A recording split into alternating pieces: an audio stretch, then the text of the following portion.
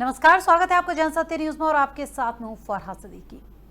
तो बात सबसे पहले भारतीय मौसम विभाग की मौसम रिपोर्ट और अनुमान में पीओके, गिलगित बल्तिस्तान और मुजफ्फराबाद को शामिल करने को लेकर पाकिस्तान की बौखलाहट सामने आ रही है।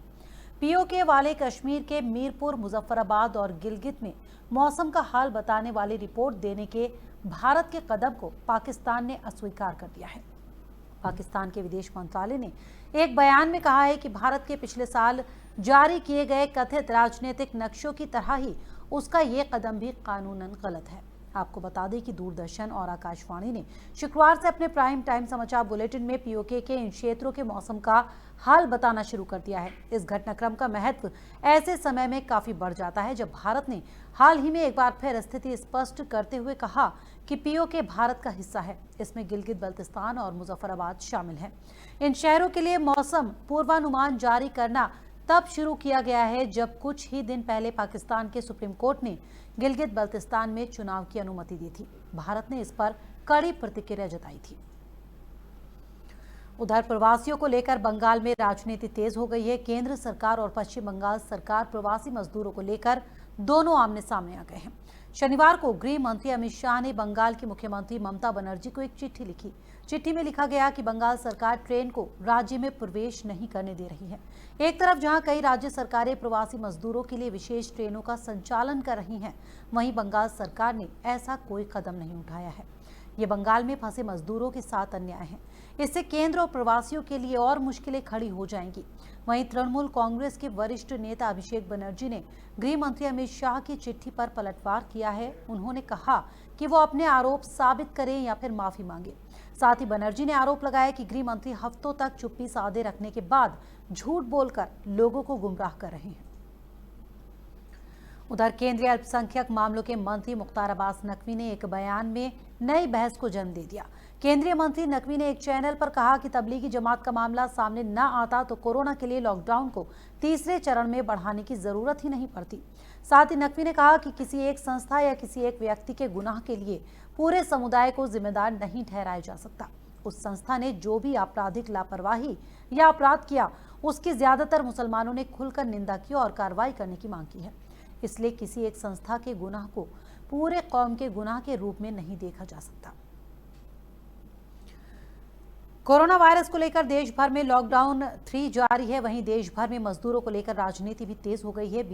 बीएसपी चीफ और यूपी की पूर्व सीएम मायावती ने मजदूरों को लेकर सरकार पर निशाना साधा है। मायावती ने ट्वीट कर लिखा, कोरोना प्रकोप में मजदूरों और श्रमिकों का सबसे ज्यादा बुरा हाल है। फिर भी उनसे 8 के बजाय 12 घंटे काम लेने की शोषणकारी व्यवस्था पुनः देश में लागू करना अति दुखद और दुर्भाग्यपूर्ण है। श्रम कानून में बदलाव देश की रीढ़ श्रमिकों के व्यापक हित में होना चाहिए, ना कि कभी भी उनके अहित में। जबकि परम पूज्य बाबा साहेब डॉक्टर भीमराव अंबेडकर ने श्रमिकों के लिए प्रतिदिन 12 नहीं बल्कि 8 घंटे श्रम और उससे ज्यादा काम लेने पर ओवरटाइम देने के युग परिवर्तनकारी काम तब किया था जब देश में श्रमिकों और मजदूरों का शोषण चरम पर था। इसे बदलकर देश को उसी शोषणकारी युग में धकेलना क्या उचित है? देश में वर्तमान हालात के मद्देनजर श्रम कानून में ऐसा संशोधन करना चाहिए ताकि खासकर जिन फैक्ट्री और प्राइवेट संस्थानों में श्रमिक कार्य करते हैं वहीं उनके रुकने वगैरह की व्यवस्था हो। मायावती ने कहा कि किसी भी स्थिति में वो भूखे ना मरे और ना ही उन्हें पलायन की मजबूरी हो। ऐसी कानूनी व्यवस्था होनी चाहिए। वैसे तो अभी काम का पता नहीं है, लेकिन सरकारें बेरोजगारी और भूख से तड़प रहे करोड़ों श्रमिकों और मजदूरों के खिलाफ शोषणकारी डिक्टेट लगातार जारी करने पर तत्पर है। ये अति दुखद और सर्वथा अनुचित है, जबकि इस कोरोना के संकट में इन्हें ही सबसे ज्यादा सरकारी मदद और सहानुभूति की जरूरत है। उधर कोरोना वायरस को लेकर देश भर में तीसरे चरण का लॉकडाउन जारी है। इस दौरान देश भर में प्रवासी मजदूरों को सरकारें वापस उनके घरों तक पहुंचा रही हैं। वहीं ट्रेन किराए को लेकर देश भर में राजनीतिक घमासान जारी है। इस सिलसिले में आम आदमी पार्टी के प्रवक्ता और राज्यसभा सांसद ने ट्रेन किराए को लेकर बीजेपी और बिहार की नीतीश सरकार पर जमकर निशाना साधा।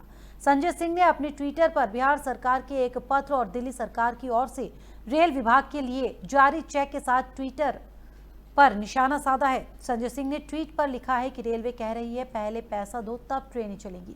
बिहार सरकार कह रही है पहले मजदूरों से ले लो, हम बाद में दे देंगे। दिल्ली सरकार ने कहा कि हम मजदूरों को पैसा नहीं देने देंगे, इसलिए पहले ही रेलवे को चेक से भुगतान कर दिया गया। किसको बेवकूफ बना रहे हैं नीतीश जी और भाजपाई। वहीं अगर बात प्रवर्तन निदेशालय की करें तो ईडी की तरफ से कांग्रेस को एक बड़ा झटका लगा है। शनिवार को ईडी ने एजेएल और कांग्रेस पार्टी के नेता मोतीलाल वोरा की 16.38 करोड़ रुपए की संपत्ति कुर्क करने का आदेश जारी कर दिया है। एक मनी लॉन्ड्रिंग केस में ये कार्रवाई की गई है। ईडी ने कहा है कि कुर्क की गई संपत्ति मुंबई में 9 मंजिला इमारत है। इसमें 2 बेसमेंट भी है और 15,000 स्क्वायर मीटर में बना हुआ है। इसकी कुल कीमत 120 करोड़ रुपए है। इसमें से 16.38 करोड़ रुपए की संपत्ति जब्त की गई है। एजेंसी के मुताबिक इस केस में हरियाणा के पूर्व मुख्यमंत्री भूपेंद्र सिंह हुड्डा और मोतीलाल वोरा शामिल हैं। Prevention of money laundering act के तहत प्रोविजनल अटैचमेंट आदेश एजेएल और मोतीलाल वोरा के नाम जारी किया गया है। वोरा एजेएल के प्रबंधकीय निदेशक हैं। एजेएल वरिष्ठ कांग्रेस नेताओं के जरिए नियंत्रित है, जिसमें गांधी परिवार के सदस्य भी शामिल हैं। ये समूह नेशनल हेराल्ड अखबार भी चलाता है। छत्तीसगढ़ के पूर्व सीएम अजीत जोगी की तबीयत बिगड़ने के बाद उन्हें आज नारायण अस्पताल में भर्ती कराया गया। बताया जा रहा है कि पूर्व सीएम अजीत जोगी को दिल का दौरा पड़ा है। उन्हें अस्पताल में वेंटिलेटर पर रखा गया। आपको बता दें कि आज सुबह अजीत जोगी नाश्ता कर रहे थे, तभी अचानक उनकी तबीयत खराब हो गई। इसके बाद उन्हें फौरन अस्पताल ले जाया गया। उनकी हालत फिलहाल गंभीर है। इस वक्त अस्पताल में अजीत जोगी की पत्नी और कोटा क्षेत्र से विधायक रेणु जोगी और अन्य लोग मौजूद हैं। नारायण अस्पताल के संचालक डॉक्टर सुनील खेमका ने बताया कि उन्हें आज अस्पताल में भर्ती कराया गया। डॉक्टरों ने गहन जांच शुरू कर दी। डॉक्टर खेमका ने कहा कि उनकी स्थिति फिलहाल चिंताजनक है।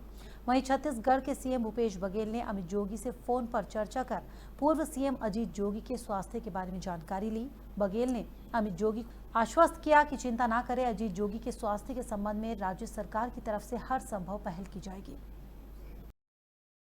पूरे विश्व भर में अपनी दस्तक दे चुके कोरोना वायरस की वजह से 1.5 लाख से ज्यादा लोगों की मौत हो गई है, जबकि करीब 30 लाख से ज्यादा लोग इस बीमारी की चपेट में आ गए हैं। हर कोई जानता है कि वायरस चीन के वुहान शहर से फैला और देखते ही देखते पूरे विश्व में इसने अपनी दस्तक दे दी। चीन लगातार इस बात से इनकार करता रहा कि एक जैविक वायरस है, लेकिन कुछ रिपोर्ट्स ऐसी आई जो चीन के दावों को झूठा साबित कर रही हैं। अब चीन को लेकर भारत की सुप्रीम कोर्ट में भी एक जनहित याचिका दायर की गई है। तमिलनाडु के मदुरै के रहने वाले के रमेश ने सुप्रीम कोर्ट का रुख करते हुए एक जनहित याचिका दायर की है, जिसमें मांग की गई है कि कोर्ट केंद्र सरकार को चीन को इंटरनेशनल कोर्ट ऑफ जस्टिस में घसीटने का निर्देश दे। याचिका में मांग की गई है कि भारत को 600 बिलियन अमेरिकी डॉलर का हर्जाना मिले। तो फिलहाल इस बुलेटिन में इतना ही। हमारे और वीडियोस देखने के लिए जनसत्य न्यूज को सब्सक्राइब करें, शेयर करें और लाइक करें। नमस्कार।